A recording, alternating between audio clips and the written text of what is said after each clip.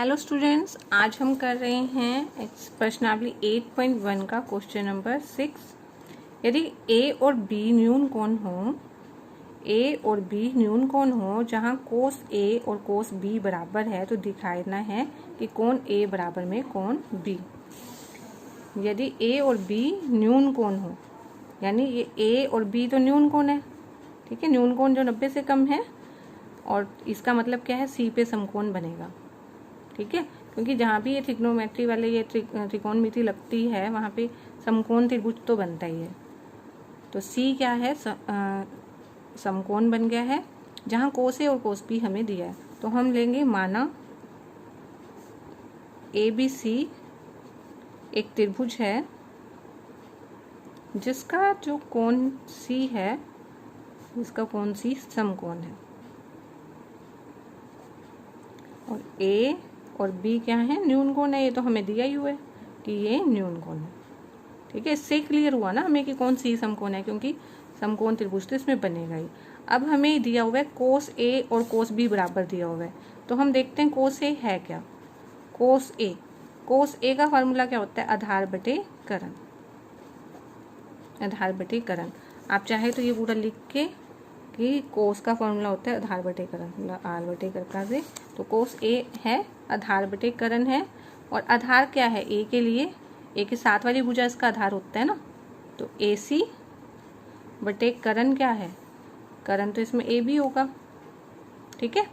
आधार क्या है, आधार वाली भुजा, अगर इसका नाम हम एक्स वाई जेड ले लें तो आप सिंपली ये भी ले सकते हो कि इसका आधार क्या है, एक्स है, और करण कितना है, वाई है।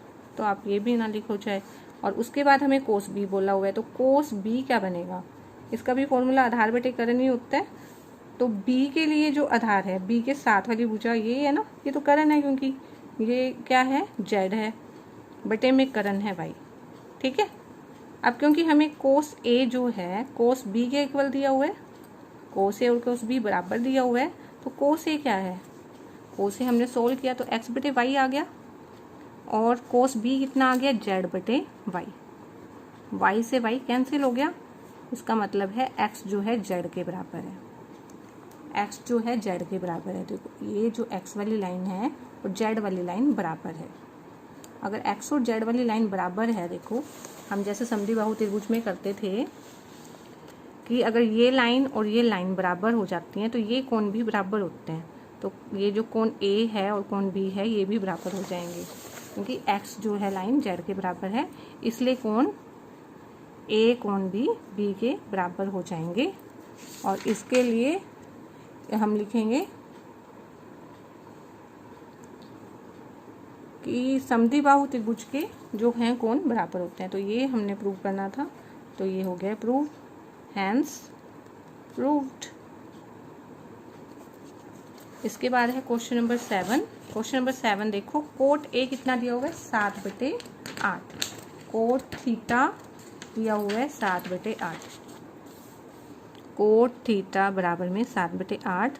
और हमें फर्स्ट पार्ट में क्या प्रूव करना है कि 1 + sin theta 1 - sin theta by में हमें निकालना है ये 1 + cos थीटा 1 - cos थीटा। ये क्या करना है, इसका मान निकालिए। तो इसका मान हमें निकालना है। हमने इससे पहले वाले क्वेश्चनों में भी देखा कि अगर हमें कोई भी एक त्रिकोणमितीय दिया जाता है तो हम सभी निकाल सकते हैं।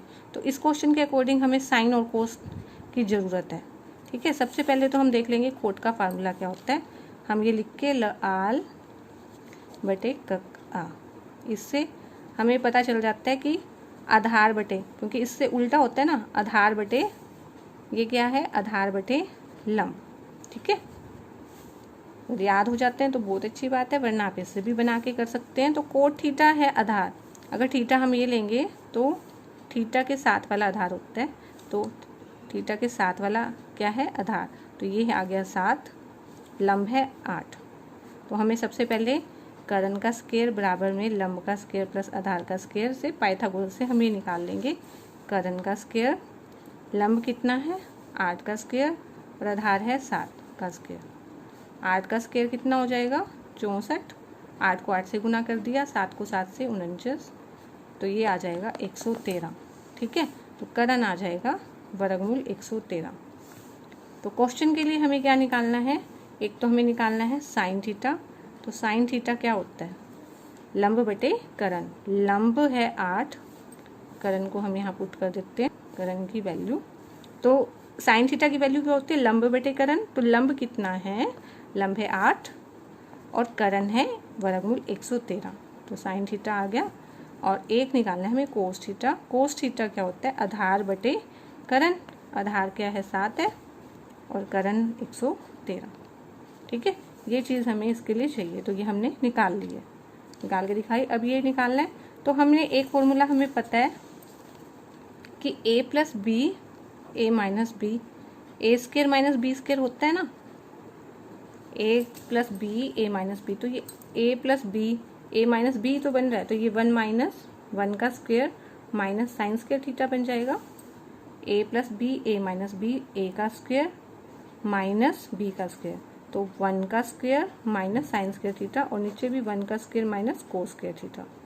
तो 1 minus sine theta, sine theta कितना है 8 बटे वर्गमूल 113।